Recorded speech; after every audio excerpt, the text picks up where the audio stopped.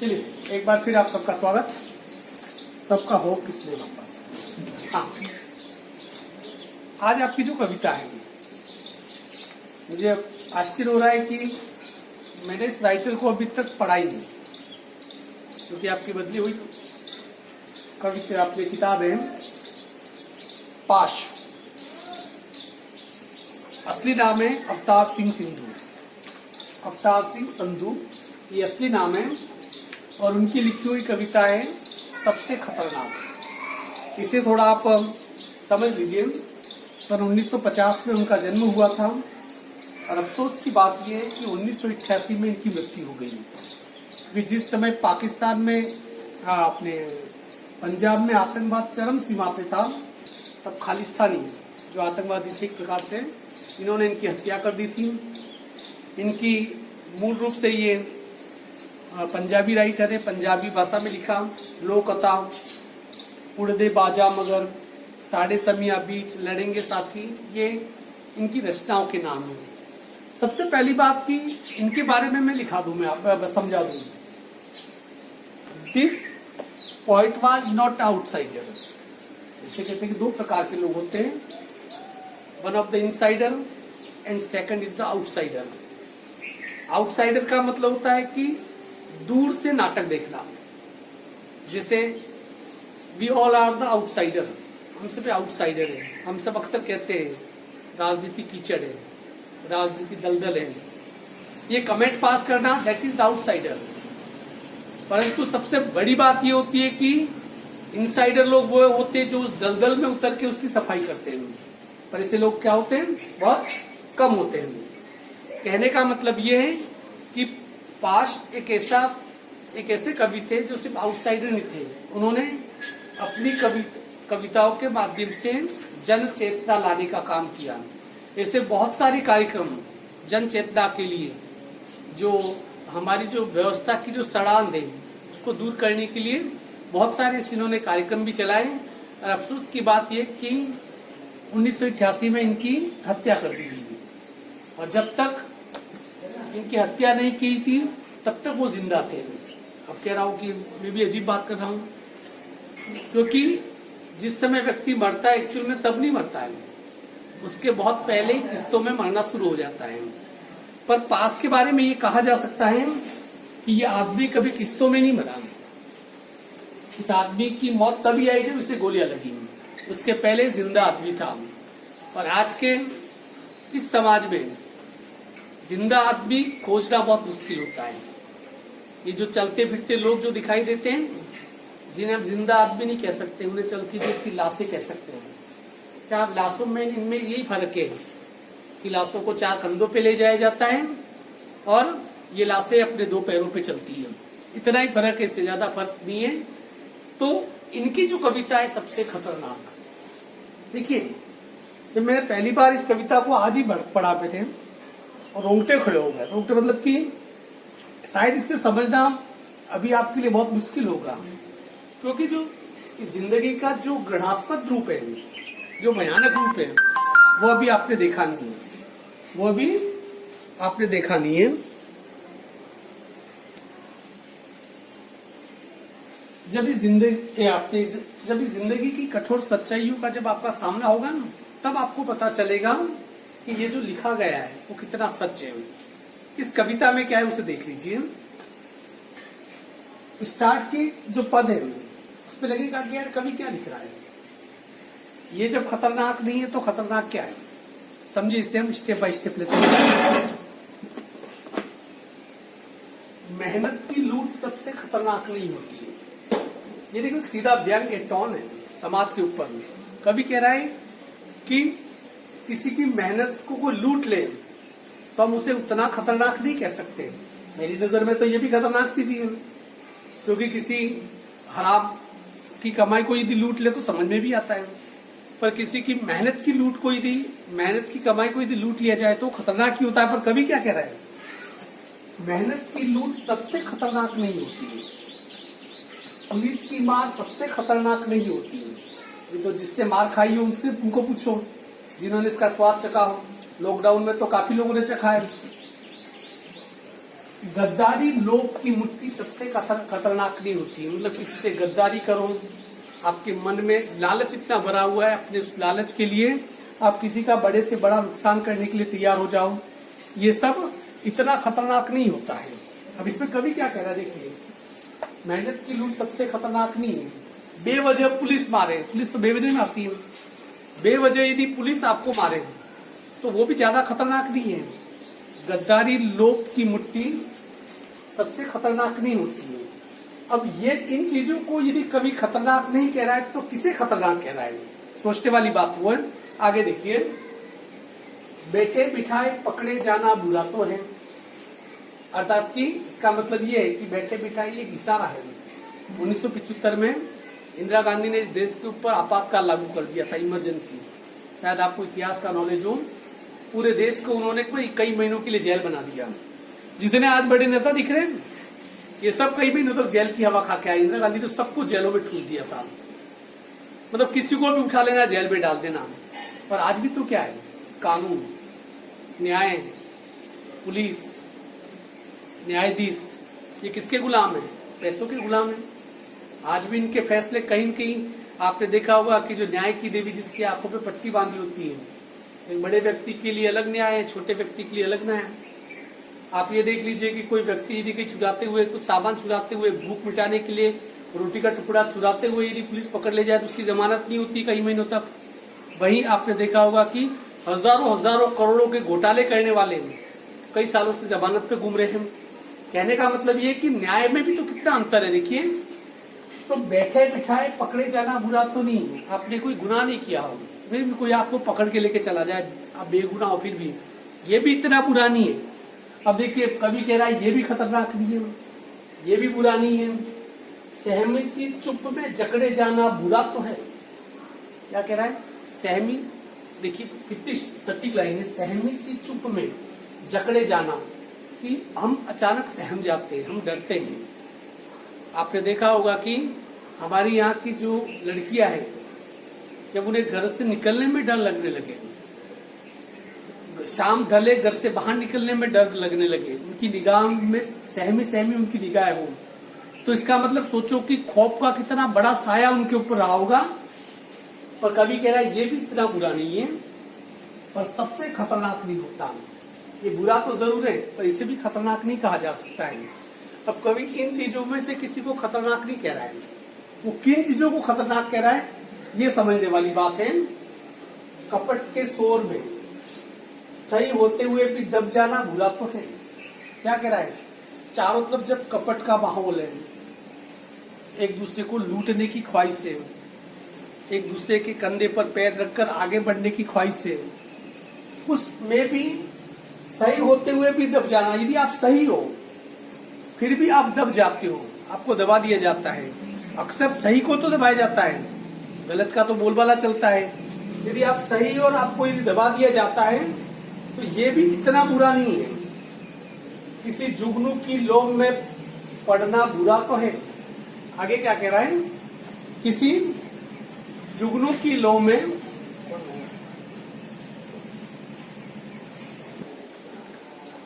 हाँ आगे क्या कह रहा है कवि, कपट के शोर में सही होते हुए दब जाना बुरा तो है।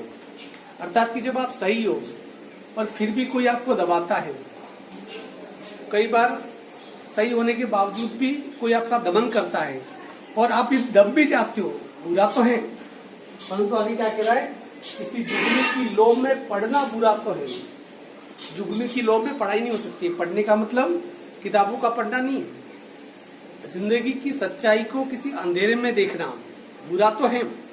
यहाँ जुगनू की लोभ में पढ़ना संभव ही नहीं है। सिर्फ देखा पड़ जा सकता है कि जुगनू चमक रहा है, पर उसकी लोभ में पढ़ना संभव नहीं है। अर्थात कि जिंदगी के अंधेरे में सच्चाई की राह ढूंढना बुरा तो है। मुट्ठियां भींच कर बस वक्त निकाल लेना बुरा तो है। जब आपके सामने कोई अन्याय हो रहा है, कोई गलत हो रहा है, आपके सामने आप देख रहे हो कि समाज टूटकर बिखर रहा है, जब आपको लगता है कि सरेआम अन्याय हुआ, ये गलत है बिल्कुल। आपने देखा भी होगा कि एक बड़े बाजार में कत्ल हो जाता है, हजारों लोग देख रहे हैं, और कत्ल करने वाला 7 बच के निकल जाता है, क्योंकि एक गवाह नहीं मिलता है, 1000 आंखें देखती है। इसका मतलब क्या हुआ, वो सहम गए, वो दब गए, वो उस सामने वाले कातिल से क्या हो गए, जो बाहुबली था उससे क्या हो गए, डर गए। तो मुट्ठियां बीच कर बस वक्त निकाल लेना बुरा तो है, अर्थात कि जब गुस्सा आता है पर आप कुछ कर नहीं पाते तो सिर्फ क्या करोगे, मुट्ठियां बीचोगे, आक्रोश है आपके मन में, पर वो आक्रोश क्या काम का यदि वो व्यक्त नहीं हो पाए, जाहिर नहीं हो पाए। तो यहाँ कवि कह रहा है कि मुट्ठियां बीच कर बस वक्त निकाल लेना बुरा तो है, सबसे खतरनाक नहीं होता। कभी फिर भी क्या कहा, ये भी सबसे खतरनाक नहीं है। अब मेरी नजर में तो ये सभी भयानक चीजें हैं, पर कवि कह रहा है कि जितनी ये बातें बताई ये बुरी तो है, पर इसे हम सबसे खतरनाक इसे हम अभी भी नहीं कह सकते हैं। तो चालू किया था मैंने,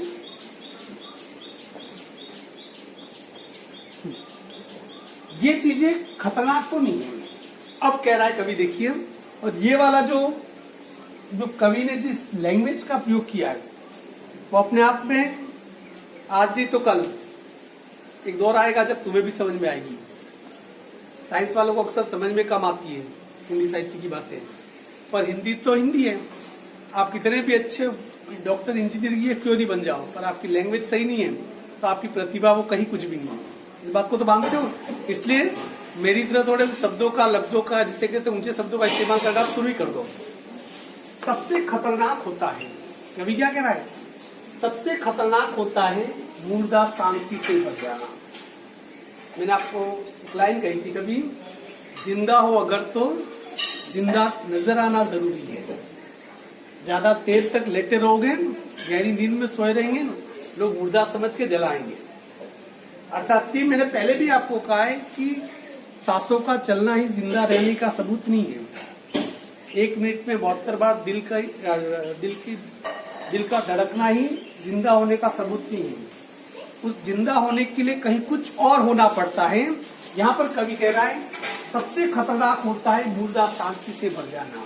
अर्थात कि आप अपने मन में आपको लगता है कि इस सिस्टम के खिलाफ सब कुछ, अब जब आप देखते हो उस सब चीजों को देखते हुए आपने उसे अपनी नियति मान लेते हो, हाँ यार ठीक है, ये अपनी किस्मत में लिखा है।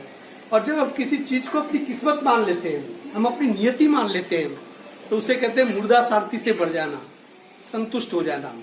इसे कहते हैं भारत इतना गरीब देश क्यों है, क्योंकि हम लोग गरीबी को अपनी नियति मान लेते हैं। हम कहते हैं कि आज यदि कोई गरीब है तो वो कहता है कि ये पिछले कर्मों की मुझे सजा मिल रही है, उसे कहते हैं मुर्दा शांति से भर जाना।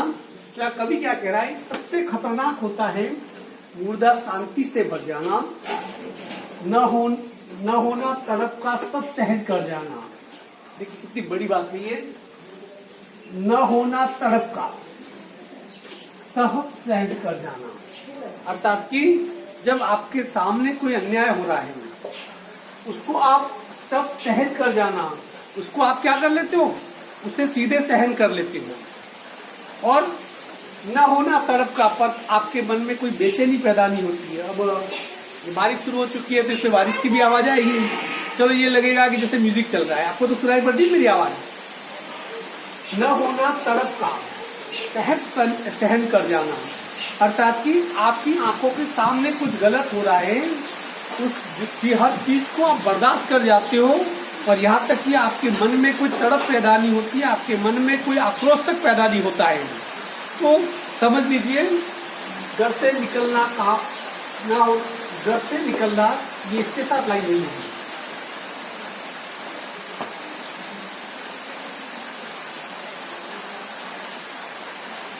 हाँ, ये पूरा एक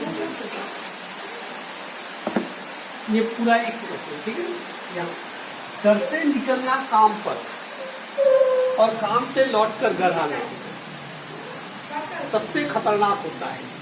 अब इन चीजों को तो कभी खतरनाक नहीं बता रहा है, और बिल्कुल छोटी सी बात, घर से निकलते हो काम पर और काम करके वापस घर लौट आते हो, सबसे खतरनाक होता है। अब ये बात सबसे खतरनाक कैसी हुई, कैन यू एक्सप्लेन एनीवन? आपको लगती है बहुत छोटी बात है, जब ये लोग कपट अन्याय ये सब इतना बुरा है पर इतना खतरनाक नहीं है, तो ये खतरनाक क्यों है? घर से निकलना काम पर और काम से लौटकर घर आना सबसे खतरनाक होता है। हमारे सपनों का मर जाना, अर्थात कि अपने घर से काम पे ले जाना, काम से लौट के वापस अपने घर पे आना, मतलब हम अपनी बंदी बंधाई एक लिक में सिमटी हुई जिंदगी के गुलाम बन जाते हैं। कुछ गुलामी ऐसी होती है जो दिखती नहीं है, एक गुलामी वो होती है जो दूसरों के द्वारा हमें दी जाती है, एक गुलामी वो होती है जिसमें हम बंधन की बेड़ियां अपने पैरों में जकड़ कर बांध देते हैं। दूसरों की दी हुई गुलामी को तो तोड़ा जा सकता है, उसे नष्ट किया जा सकता है, पर जिस बंधन से आप खुद बंधे हुए हो पूरी जिंदगी में उससे कभी मुक्त नहीं हो पाते हो। यहाँ पर कवि कह रहा है कि आप सिर्फ अपने पेट के लिए जी रहे हो, घर से काम पर, काम से घर पर वापस, और बाकी दुनिया, समाज की रियायतें, समाज की परंपराएं, समाज में घटने वाली घटनाएं, अन्याय, दुख सुख, इससे जब आप कोई भी मतलब नहीं रखते हो, एक प्रकार से समाज के लिए आप न्यूट्रल हो जाते हो, तटस्थ हो जाते हो, तो सबसे खतरनाक होता है, देखो इससे कितनी तुकबंदी कितनी बढ़िया की है, घर से निकलना काम पर और काम से लौटकर घर आना, सबसे खतरनाक होता है हमारे सपनों का मर जाना। अर्थात कि सबसे खतरनाक किस बात को मान रहा है कवि? जब हमारे सपने मर जाते हैं। देखिए इस पूरी धरती पे लाखों प्रजातियां हैं, लाखों प्रजातियां, उसमें सिर्फ सपने देखने का काम एक ही करता है, दो पैर वाला जानवर इंसान। हमारे अलावा सपने कोई नहीं देखता है। किसी गाय को, किसी कुत्ते को, किसी घोड़े या गधे को सपने देखते हुए नहीं देखा होगा आपने, वो देख ही नहीं पाते हैं। ये काबिलियत सिर्फ इंसान को दी हुई है, पर जिस इंसान के अंदर सपना देखना वो बंद कर लेता है, और हर इंसान के जब किसी इंसान का सपना तक बढ़ जाता है, ख्वाब देखने की आजादी उससे छीन ली जाती है, तो इसका मतलब सबसे ज्यादा खतरनाक वो पल होता है, क्योंकि सपनों के मर जाने का मतलब ये होता है कि आने वाले समय में आप जिंदगी की प्राथमिकताएं खो देते हैं, आने वाले समय में आप जिंदगी के बारे में सोचना बंद कर लेते हैं, और ये सबसे ज्यादा खतरनाक होता है। सबसे खतरनाक, देखिए ये इसी लाइनों को तो डायरियों में लिखना चाहिए। सबसे खतरनाक वह घड़ी होती है, ठीक है, सबसे खतरनाक वह घड़ी होती है आपकी कलाई पर चलती हुई भी जो आपकी निगाह में रुकी होती है। तो समझ में आया क्या कह रहा है ये? देखिए सबसे खतरनाक वह घड़ी होती है आपकी कलाई पर चलती हुई भी जो आपकी निगाहों में रुकी होती है। कि हमारी कलाई पे जो घड़ी बांधी होती है और वो चल भी रही होती है, आपकी कलाई पर चलती हुई वो चल भी रही होती है, परंतु आपकी निगाह में वो रुकी होती है, पर आप जब भी उसे देखते हो तो आपको लगता है कि घड़ी बंद है। इससे समझिए, इसका जो भावार्थ है वो समझिए।